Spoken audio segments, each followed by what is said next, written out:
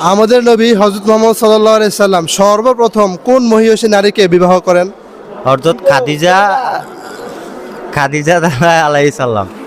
আম্মাজান হযরত খাদিজা রাদিয়াল্লাহু তাআলা আনহাকে আল্লাহর নবী সাল্লাল্লাহু আলাইহি সাল্লাম সর্বপ্রথম বিবাহ করেন। জি, ধন্যবাদ ভাই। আপনার জন্য প্রশ্ন হচ্ছে, আল্লাহর আরশের নিচে কোন জান্নাত অবস্থিত? আল্লাহর আরশের নিচে কোন জান্নাত অবস্থিত, তাই না? জি। জান্নাতুল ফেরদাউস। জান্নাতুল ফেরদাউস। জি। জি, মাশাআল্লাহ, আপনার অ্যানসারটি সঠিক হয়েছে।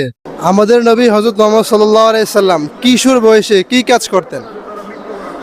কিশোর বয়সে উনি সম্ভবত ইসলাম দাওয়াত অথবা উনি ইসলামের দাওয়াত দিয়েছেন যুবক বয়সে অথবা নবুয়ত প্রাপ্তির পর, যখন আমাদের মতো ছোট ছিলেন অথবা আমাদের থেকে আরো ছোট ছিলেন, তখন কি কাজ করতেন? ধন্যবাদ।